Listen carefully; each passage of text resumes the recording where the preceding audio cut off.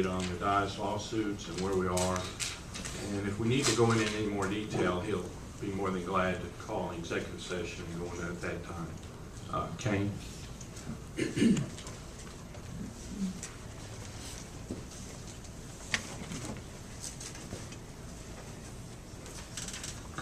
Thank you, Mayor, Mr. President, and council members.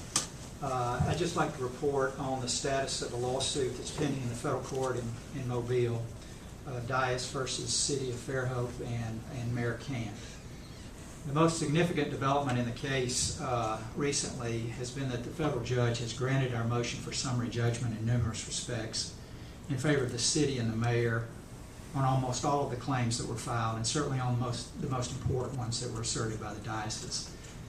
In their original complaint, they alleged 7 causes of action with numerous complex subparts, and all but one small aspect of the case relating to breach of contract and negligence on traffic issues has been dismissed.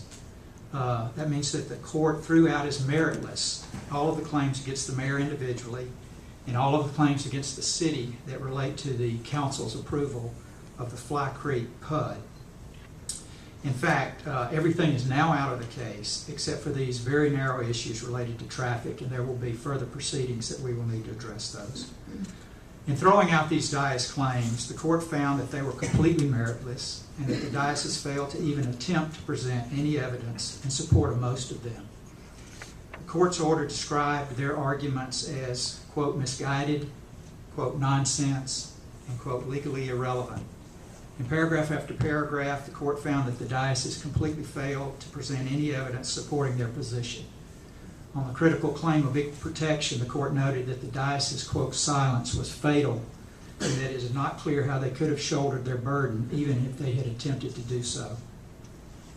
Their pursuit of multiple frivolous claims, which were pleaded in most complicated fashion, caused the city to incur, as you know, a substantial amount of legal costs in order to rightfully defend the city and the mayor against these false allegations. This was the 4th lawsuit filed by the diocese against the city over this same property and utilizing many of the same legal theories, which have been determined to be meritless. The city has now filed last week a motion to recover its attorney's fees in this case. That motion cites in large part extensively from the court's own language in its order and asserts that the diocese claims were frivolous and without any legal or factual foundation. It also asserts that the lawsuit that was filed by them for improper motives and in bad faith.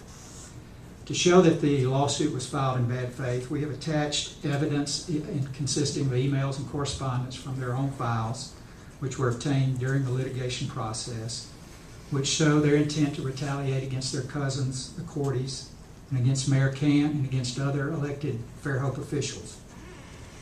We attached evidence of the diocese's financial and political support of Chris Warner, of Eric Dyas' numerous meetings with him to assist him in his attacks on the mayor during the mayoral election.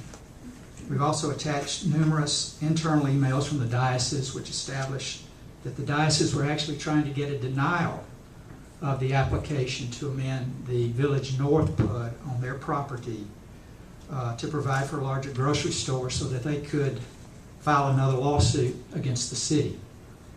That is, according to the evidence that we've submitted to the court, they were trying to orchestrate the events to force the city to deny the application in order to create a lawsuit, not to avoid one.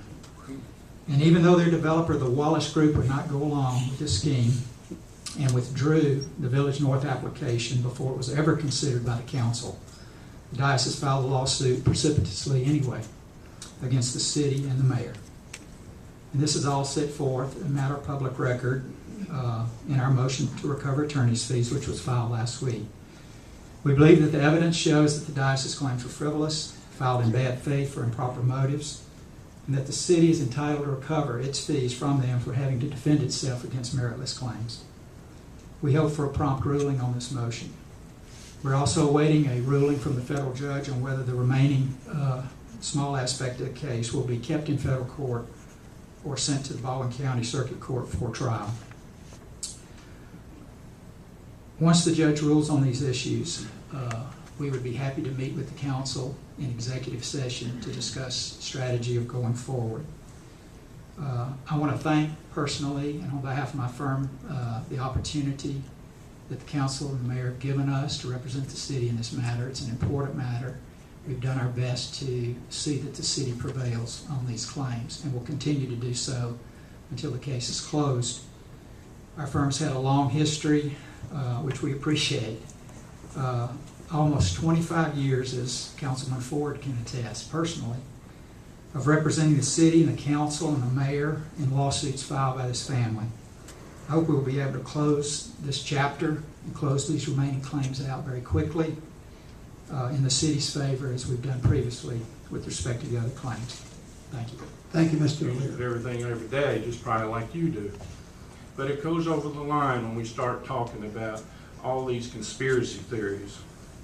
And this memo that I'm going to hand out to the press and others is what was in some of the evidence on the Dyas case. And I still go back to, all this is back when September of 2007, when they had their plan of attack in place to how they were going to get that property rezoned and who was all the conspirators. Here's the team. You had the Wallaces, you had Jeremy Millings, you had John Whitespun, Rebecca Burns, you had Christopher Baker, Scott Hutchison, you had lawyers Danny Blackman into the diocese. And you just have to read it all, but when it gets down to the back here, when it says, when you screw with us, at every future opportunity, we're going to screw with you. And you know how, and we know how to do it, because we have the skill, and we're not shy about spending a bunch of money to deal with this situation where folks have screwed us. Well, I'm telling you, after 4 lawsuits and millions of dollars being spent to defend this city, it's time for these people to be quiet and quit attacking our elected officials and our dedicated employees. And even on their own deposition, where Eric Dyas openly states that their family, he and his family, financially supported Chris Werner. And it's amazing to me that he and others were meeting with our own council member, trying to explain to him what we're all doing wrong. That little conspiracy just keeps growing. And it's time for it to stop. We haven't done anything wrong, and I just wanted to let the council know. Thank you. Thank you, Mayor. I think the citizens of Fairhope appreciates that. I think hopefully we can put that to rest.